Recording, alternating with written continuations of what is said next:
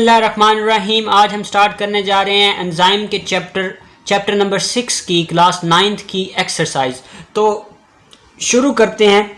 आपको मैंने पहले ही बता दिया है एंजाइम वाला चैप्टर जो है वो बहुत ज़्यादा इंपॉर्टेंट है, उसको आपने गौर से करना है। अगर आपने मेरे लेक्चर सुने हैं तो आपको ऐसे MCQs आएंगे। वो कहता है एंजाइम के बारे में कौन सी बात ठीक है। अल्फा यानी ए में कहता है they are biochemical reaction to proceed spontaneously, कि वो क्या करते हैं बायोकेमिकल रिएक्शन को ना स्पॉन्टेनियसली खुद ब खुद वो ना अगर वो जाके मिलते हैं ना बायोकेमिकल रिएक्शन होने लग जाते हैं। ये बात गलत है। एक्टिवेशन एनर्जी जो है उनको कम करेंगे, एक्टिवेशन एनर्जी देनी पड़ेगी फिर कोई रिएक्शन होगा। दूसरी बात करता है they lower the activation energy of reaction, बिल्कुल ठीक है, ये बात सही है। उसके बाद they are not very specific, हमें पता है अभी हमने स्पेसिफिसिटी के बारे में पढ़ा कि ये 3 सबस्ट्रेट हैं और ये एंजाइम है, तो सबस्ट्रेट नंबर 3 जाके जुड़ेगा इस एक्टिव साइट के साथ। स्पेसिफिक का मतलब होता है मखसूस होना, तो ये सबस्ट्रेट नंबर 3 मखसूस है इस एंजाइम के लिए, तो इसका मतलब एंजाइम स्पेसिफिक भी हैं, ठीक है। ये बात भी गलत है, ये बात भी गलत है। They are needed in large quantities, थोड़ी सी क्वांटिटी में भी ये हमारे पास हो तो हम रिएक्शन को चला सकते हैं, ये एक इसकी करैक्टरिस्टिक होती है एंजाइम की। ये बात भी गलत होगी कि हमें ज़्यादा सारे 10 किलो एंजाइम चाहिए होंगे, नहीं, थोड़ी सी क्वांटिटी से हम अपना काम कर सकते हैं। तो बीटा इज़ राइट ऑप्शन। चलें जी, क्वेश्चन नंबर MCQ नंबर 2 की तरफ जाते हैं। वो कहता है to what category of molecules do enzyme belong. Protein, simply बात है भैया। कार्बोहाइड्रेट्स नहीं होते, लिपिड्स नहीं होते, न्यूक्लिक एसिड नहीं होते। Nucleus RNA DNA nucleic acid होता है। कार्बोहाइड्रेट की मिसाल जैसे आलू वगैरह हो गए, वैसे मैं आपको बताता हूँ लिपिड, घी वगैरह। तो ये एंजाइम जो होते हैं वो प्रोटीन होते हैं, प्रोटीन इन नेचर होते हैं। What is true about the cofactor. हाँ जी, अब देखा ना MCQs आगे कोफैक्टर के बारे में मैंने आपको बताया था। अगर आप करैक्टरिस्टिक्स ऑफ एंजाइम वाली वीडियो देखें उसमें मैंने कोफैक्टर को बड़े अच्छे से एक्सप्लेन किया। वो कहता है क्या करते हैं, ब्रेक हाइड्रोजन बॉन्ड, गलत बात है भाई। Help in facilitate the activity, सही है। इंक्रीज एक्टिवेशन एनर्जी, एंजाइम हमेशा जो है एक्टिवेशन एनर्जी को कम करते हैं। कोई रिएक्शन होना था उसमें 100 जूल एनर्जी की ज़रूरत है, एंजाइम जब जाके उस रिएक्शन के साथ जुड़ेगा तो 10 जूल एनर्जी से भी रिएक्शन चल पड़ेगा। तो एंजाइम एक्टिवेशन एनर्जी को कम करते हैं, बढ़ाते नहीं हैं, ये बात गलत हो गई। Are composed of protein, cofactor enzyme protein से मिल के बना होता है, लेकिन जो कोफैक्टर है वो प्रोटीन का नहीं होता। प्रोफैक्टर की डेफिनेशन ही यही है कि एंजाइम का वो हिस्सा जो प्रोटीन नहीं होता उसको कोफैक्टर कहते हैं। वो मेटल हो सकता है या फिर नॉन मेटल इनऑर्गेनिक ऑर्गेनिक हो सकता है, ठीक है। अब इसकी बेहतरीन जो इसकी ऑप्शन बनता है वो बीटा बनता है कि वो एंजाइम के साथ जुड़ेगा और एंजाइम को काम करने में मदद देगा। प्रोस्थेटिक ग्रुप क्या है, अगर एंजाइम के साथ कोफैक्टर टाइटली अटैच होगा तो उसको हम प्रोस्थेटिक ग्रुप कहते हैं, ठीक है। रिक्वायर्ड बाय ऑल एंजाइम, नहीं, सब के सब एंजाइम को प्रोस्थेटिक ग्रुप की जरूरत नहीं होती। लूजली अटैच, वो को एंजाइम होता है जो लूजली अटैच होता है, ये भी आप साथ में बात याद रख लें, ठीक है। उसके बाद कहता है प्रोटीन इन नेचर, नहीं, अभी तो मैंने बताया कि कोफैक्टर जो होता है वही प्रोस्थेटिक। अगर कोफैक्टर जो होता है वो ज़्यादा ज़ोर से अटैच हो जाए एंजाइम के साथ, इसको कहते हैं प्रोस्थेटिक ग्रुप। और अगर कोफैक्टर एंजाइम, कोफैक्टर कह रहा हूँ, को एंजाइम नहीं कह रहा, कोफैक्टर जो होता है अगर वो लूजली अटैच हो जाए तो वो उसको को एंजाइम कहते हैं, ठीक है। ये कोफैक्टर है लेकिन लूजली अटैच है तो इसको को एंजाइम का नाम देंगे। अच्छा, प्रोटीन इन नेचर होता है, नहीं, नॉन प्रोटीन होता है, टाइटली बॉन्ड होता है, तो delta is the right option. आगे क्वेश्चन नंबर 5 कहता है when we add more substrate to an already occurring enzymatic reaction and there is no increase in rate. हमने सबस्ट्रेट तो डाला है एक सॉल्यूशन के अंदर लेकिन रिएक्शन तेज नहीं हुआ, ठीक है। तो इसका क्या मतलब हो सकता है, क्या प्रेडिक्ट करेंगे आप, क्या पेशेंट गोई कर सकते हैं। All active sites are occupied by substrate, आ गई ना MCQs में वही बात जो मैं बता रहा था। ये अल्फा ऑप्शन राइट है। बहरहाल हम बाकी तीनों को डिस्कस करते हैं। The enzyme molecule have denature, substrate add करने से एंजाइम डीनेचर नहीं होता। ओनली एंजाइम डीनेचर तब होता है जब टेम्परेचर बढ़ा दें या फिर pH बढ़ा दें, तब एंजाइम डीनेचर हो सकता है, लेकिन एंजाइम सबस्ट्रेट के डालने से डीनेचर नहीं होता। मोर सबस्ट्रेट एक्टेड एज इनहिबिटर, ये भी नहीं होता कि ज़्यादा सबस्ट्रेट आ गया तो वो एंजाइम को रोक देंगे किसी काम करने से, ऐसा भी नहीं होता। इनहिबिटर जो काम को रोक देते हैं, करैक्टरिस्टिक्स ऑफ एंजाइम वाली वीडियो जाके देखें। More substrate has distributed the pH medium, ये भी नहीं है कि ज़्यादा सबस्ट्रेट आएंगे तो pH मीडियम में कोई मसला होगा, ऐसी बात भी नहीं है। तो बेस्ट ऑप्शन इसका अल्फा बन गया।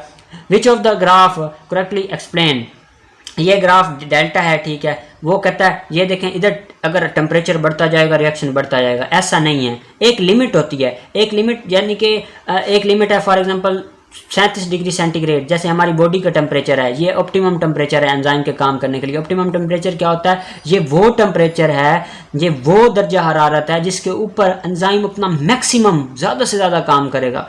तो ये देखें मैं तो टेम्परेचर बढ़ाता जाऊंगा, ये तो देखें ना, मैं 10 पे मैंने टेम्परेचर 10 डिग्री सेंटीग्रेड था तो एंजाइम इधर था, ये एक्टिविटी ऑफ एंजाइम है। 10 रिएक्शन हो रहे थे 10 की स्पीड से, फिर मैंने 20 पे कर दिया, इधर भी 20 पे हो गया, इधर मैंने 30 पे कर दिया, इधर भी 30 पे हो गया, इधर मैंने 40 पे कर दिया, इधर भी 40 पे होगा, इधर मैंने 50 पे कर दिया, इधर भी 50 पे हो गया। देख रहे हैं ना, जैसे जैसे टेम्परेचर बढ़ा रहा हूँ रिएक्शन तेज़ हो रहा है। ऐसा नहीं होता, एंजाइम एक जगह पे डीनेचर हो जाएगा। अगर हम एंजाइम को 100 डिग्री सेंटीग्रेड पे रख दें, एंजाइम तो उबल जाएगा, उससे कोई फ़ायदा नहीं होने वाला, उससे जो रिएक्शन है वो सही नहीं होगा।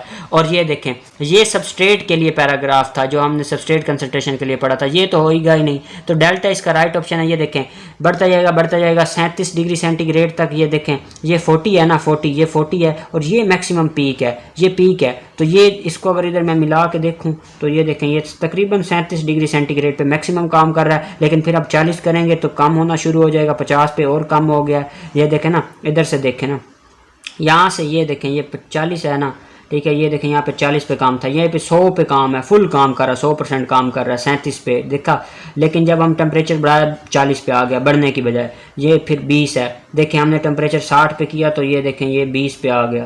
तो इस तरह ये वाला पैराग्राफ जो है ठीक है, सही हो गया। एमसीक्यूज हो गए हमारे। नेक्स्ट हम अंडरस्टैंड द कॉन्सेप्ट करते हैं, ठीक है।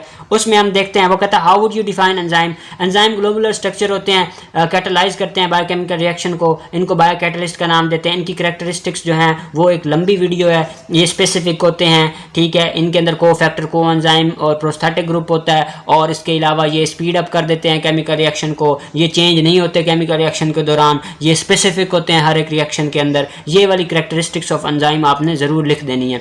और ये इस पेज पे खड़ा हुआ है, मैंने आपको पहले बता दिया।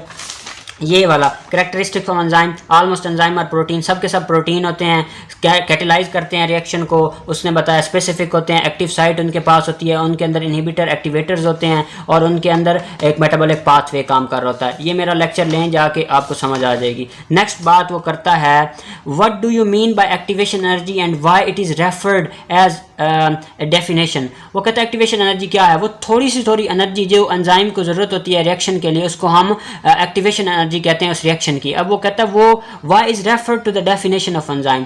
डेफिनेशन ऑफ एंजाइम में वो क्यों है, एंजाइम की जब तारीफ करते हैं तो एक्टिवेशन एनर्जी का नाम क्यों लेते हैं? इसीलिए लेते हैं कि जब एंजाइम जाके किसी सबस्ट्रेट के साथ जुड़ता है तो वो रिएक्शन को क्या करता है, रिएक्शन की एक्टिवेशन एनर्जी को कम कर देता है। ठीक हो गया।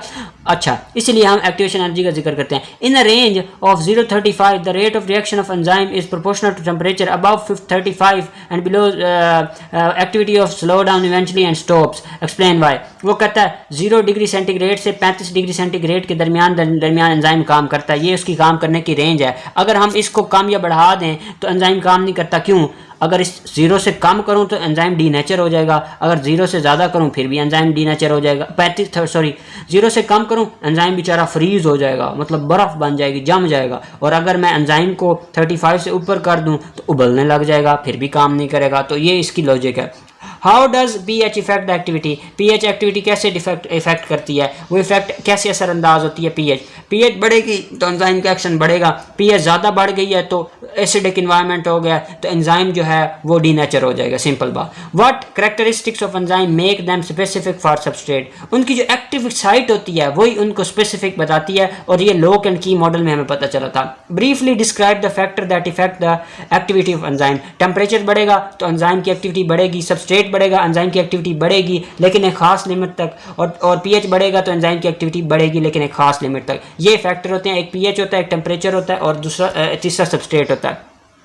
उसके बाद वो कहता है डिस्क्राइब द लॉक एंड की मॉडल। वो कहता है लॉक एंड की मॉडल ये था कि एक एंजाइम है उसकी एक्टिव साइट बड़ी एक स्पेसिफिक होती है और ताले की तरह एंजाइम काम करता है, और जो सबस्ट्रेट होता है वो की तरह काम करता है और आपस में एक दूसरे के साथ फिट हो जाते हैं। ये लॉक एंड की मॉडल था। एमिल फिशर का नाम नहीं भूलना, एमसीक्यूज में आ जाता है। उसने बताया था लॉक एंड की मॉडल, और ये 1894 में था। उसके बाद हम आ जाते हैं शॉर्ट क्वेश्चन की। कोफैक्टर क्या होता है? नॉन प्रोटीन पार्ट जो होता है एंजाइम का उसको कोफैक्टर कहते हैं। को एंजाइम क्या है? अगर कोफैक्टर एंजाइम एंजाइम के साथ लूजली अटैच हो तो उसको को एंजाइम का नाम देते हैं। मैं जल्दी जल्दी इसलिए बता रहा हूँ ताकि आपको ना वीडियो लंबी ना हो। और दूसरी बात, आप अगर आपको मेरी वीडियोस आपने पहले देखी हुई तो आपको इसको करने की ज़रूरत ही नहीं है। वैसे मैंने आपको बता दिया बिल्कुल अच्छे से, ये आप लिख दें तो आपको पूरे नंबर मिल जाएंगे। उसके बाद कहता है what is the main use of enzyme in paper industry. Viscosity को कम कर देते हैं और इससे पेपर की क्वालिटी अच्छी हो जाती है, तो हम एंजाइम को इसलिए पेपर इंडस्ट्री में इस्तेमाल करते हैं। आगे आ गया, वो कहता है एक्टिवेशन एनर्जी क्या है, मिनिमम एनर्जी जो रिक्वायर होती है। एक्टिव साइट क्या है, जो कैटालिटिक साइट होती है एंजाइम की, उसको एक्टिव साइट कहते हैं। अमाइलेज एंजाइम है, स्टार्च को तोड़ता है। एनाबोलिज्म, छोटे छोटे मालिक्यूल जुड़ मिलकर बड़ा मालिक्यूल बन जाते हैं। बायोकैटलिस्ट क्या है, एंजाइम बायोकैटलिस्ट है जो स्पीड अप करते हैं केमिकल रिएक्शन को। कैटाबोलिज्म क्या है, बड़े मालिक्यूल को तोड़ते हैं, एनर्जी रिलीज होती है, इसको कैटाबोलिज्म कहते हैं। एनाबोलिज्म और कैटाबोलिज्म, मेटाबोलिज्म की दो किस्में हैं। उसके बाद कैटलिस्ट क्या होता है, कोई भी ऐसा सब्सटेंस जो कि केमिकल रिएक्शन को तेज कर रहा है उसको कैटलिस्ट कहते हैं। फॉर एग्जांपल ये H2 है और ये हमारे पास ऑक्सीजन है देते हैं, ठीक है, और ये वाटर बन जाता है। ये रिएक्शन को तेज कर रहा है, ये कैटलिस्ट है। इसी तरह एंजाइम। नेक्स्ट हम पढ़ते हैं कोफैक्टर के को एंजाइम क्या होता है। को एंजाइम क्या होता है, अगर लूजली अटैच हो जाए ना कोफैक्टर एंजाइम के साथ, उसको को एंजाइम कहेंगे। कोफैक्टर क्या है, जो एंजाइम के पास नॉन प्रोटीन पार्ट होता है उसको कोफैक्टर कहते हैं। ये एंजाइम के पास इसलिए होता है कि एंजाइम को अपनी एक्टिविटी करने के लिए कोफैक्टर की ज़रूरत होती है। अगर एंजाइम के पास कोफैक्टर नहीं होगा, एक एंजाइम प्रोटीन से मिलकर बना है, उसको एक नॉन प्रोटीन पार्ट की ज़रूरत होती है जो प्रोटीन से मिलकर नहीं बना होता। वो कोई मेटल हो सकता है, कुछ भी हो सकता है। वो ज़रूरी होता है, एंजाइम को ज़रूरी होता है कि वो अपना काम सही से सरअंजाम दे। डीनेचर क्या होता है, जब एंजाइम अपनी शक्ल सूरत अपना केमिकल स्ट्रक्चर खो देता है, ठीक है, जैसे कि बच्ची कोई लड़की हो और ऐसे बच्चे होते हैं, या हमारे पास आजकल जो लोग होते हैं हमारे जो ज़्यादा साइको किस्म के लोग होते हैं, और कोई किसी लड़की के पास जाते हैं, उसको कहते हैं मैं तुमसे प्यार करता हूँ। अगर लड़की उसको रिजेक्ट कर देती है, मैं तुमसे प्यार नहीं करता, तो वो क्या करते हैं, उसके मुंह पे तेज़ाब फेंक देते हैं, उसकी शक्ल को ना बर्बाद कर देते हैं, ख़राब कर देते हैं, उसके चेहरे को डीनेचर कर देते हैं। तो ये डीनेचर से, इस बात से आपने डीनेचर को याद रखना, डीनेचरेशन को याद करना है। पीएच क्या है, पीएच का ऑप्टिमम पीएच क्या है, वो पीएच जिस पे एंजाइम मैक्सिमम काम करेगा उसको ऑप्टिमम पीएच कहेंगे। वो टेम्परेचर जिस पे एंजाइम मैक्सिमम काम करेगा उसको ऑप्टिमम टेम्परेचर कहेंगे। एंजाइम क्या है, फिर से आ गया, एंजाइम ग्लोबुलर प्रोटीन है, बायोकैटलिस्ट है, मेड अप ऑफ प्रोटीन होते हैं, कैटलाइज करते हैं बायोकेमिकल रिएक्शन को। एंजाइम सबस्ट्रेट क्या होता है, जब एंजाइम और सबस्ट्रेट आपस में कंबाइन कर जाते हैं, इसको एंजाइम सबस्ट्रेट कॉम्प्लेक्स कहते हैं, ठीक है। लाइपेज क्या है, लाइपेज एंजाइम है बेसिकली, और ये लिपिड की ब्रेक डाउन कर रहा होता है। लोकेन की मॉडल क्या है, ये इमल फिशर ने हमें दिया था, और इसके मुताबिक जो एंजाइम है वो लोक है और जो सबस्ट्रेट है वो की है। तो सबस्ट्रेट जो है आके फिट हो जाता है लोक के अंदर, ठीक है। तो इसको हमने लोकेन की मॉडल का। मेटाबॉलिज्म क्या है, जितने भी बायोकेमिकल रिएक्शन हो रहे हैं जिस्म के अंदर, जितने भी रिएक्शन जैसे बायो एनर्जेटिक आगे पढ़ेंगे, जैसे हमारे अंदर फोटोसिंथेसिस वगैरह हो रहा है, इसको मेटाबॉलिज्म कहते हैं। प्रोडक्ट क्या है, प्रोडक्ट वो है जो हमें एंड ऑफ द रिएक्शन पे मिलता है। At the end of a biochemical reaction we get a substance that is referred as a product. Saturation क्या है, सैचुरेशन का मतलब है when all the active sites of the enzyme are full, this is called the saturation of that active site. Substrate क्या है, reactants are also called substrate. जो reactant is a substance which take part in a chemical reaction and at the end it is transformed into the product. This is called substrate. Saturation की फिर से बात बता दूं, when something is fully occupied it is called saturation of that thing. If active site is fully saturated then it is the active, this is called the saturation of active site. सही है, thank you so much. अपना ख्याल रखिएगा, और video अच्छी लगे तो like और सब्सक्राइब वीडियो अच्छी लगे तो लाइक और सब्सक्राइब कीजिएगा। मिलते हैं अगली वीडियो में।